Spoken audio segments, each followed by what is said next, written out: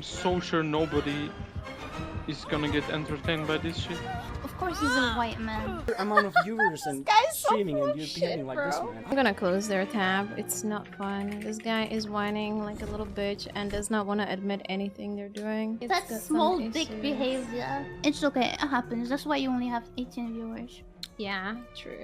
Dumbo fucking looking white man. Oh boy. He looks very privileged and he uses the way he talks tells a lot about how much privilege he has. Pre-pubescent white boy. I said that his penis is very small.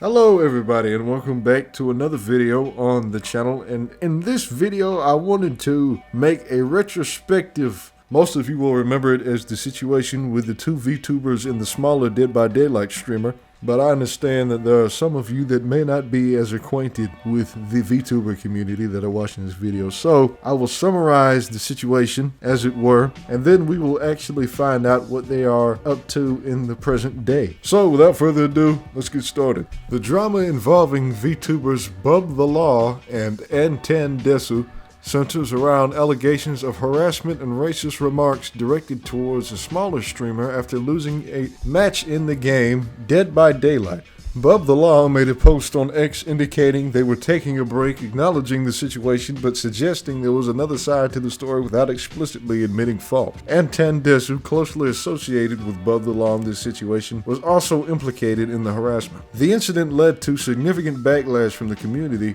with some noting that the actions of both VTubers were not only hostile, but also included racist undertones. This has led to a public apology from Bubthelaw, although it was perceived by some as an attempt to downplay the severity of their actions. All of that's the third-party research, I'm just reading it out here. As I understand the situation, both of them at first stood their ground and said, no, Bubthelaw should not be banned for what happened, should not have to face any sort of repercussions because it was not wrong, and so forth. And then later they would apologize to the smaller streamer, but a lot of people believe that these apologies came off as insincere. Under AnntanDesu's apology, the community note says, to justify racism because one experienced it is not okay. To which I'm assuming that AnntanDesu said something in this apology that not only made it come off as insincere, but somewhat justifies some of the things that she said.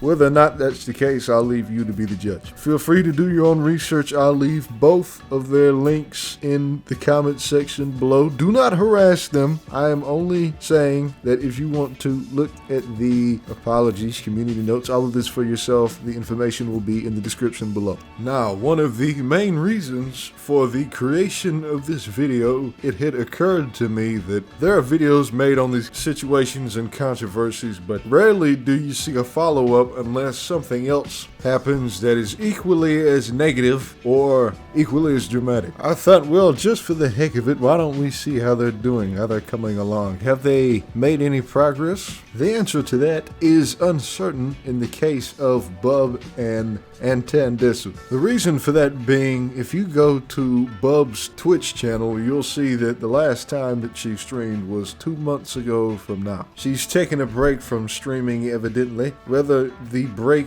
is just for the sake of having a break or to reflect upon things like the situation with the Dead by Daylight streamer, perhaps to better herself in her situation, I'm not exactly sure. Whereas Antan streamed as recently as 3 days ago, however, her streams cannot be viewed because they are hidden behind the Twitch subscription for her channel. It might be to prevent people from seeing the VOD because she might be still bad-mouthing those people in that situation, and those people are still routinely visiting her accounts. Or she's just making streams and not talking about it at all. Part of me really would like to see a comeback story for some people that are in these situations, but it might be naivety or optimism, too much optimism. I went to go to the Discord links attached to both of their profiles to see if anything came up, but if you try to enter these links, both of them are seemingly defunct. If they are engaging with the communities that they have fostered, then that engagement can only be through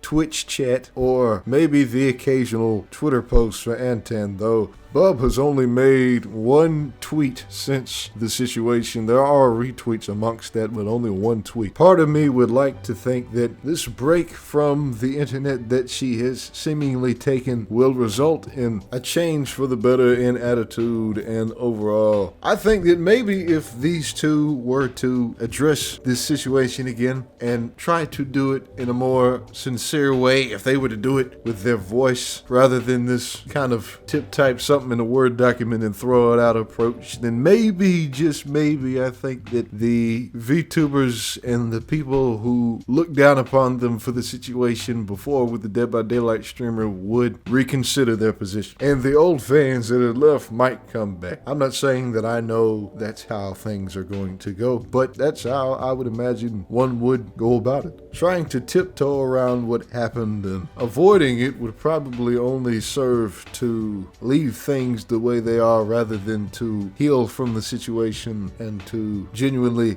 grow from the experience. But at the end of the day, the latter is just my own opinion of how to tackle it. Well, this is the part where I ask, what do you think? Do you believe that Bub and AnntanDesu are irredeemable? Or do you believe that there is another way that they could go about this to come back on good terms? Please leave a comment below. I highly doubt that they would come on to the channel because I have a platform of one person, but if they wanted to, I wouldn't refuse. That's all I say. To see them come back from this situation and to grow as people might, as I said, be naive and foolish, but I would like to believe in humanity, to believe in the best in people. All that being said, thank you for watching the video all the way to the end, and I'll see you in the next one.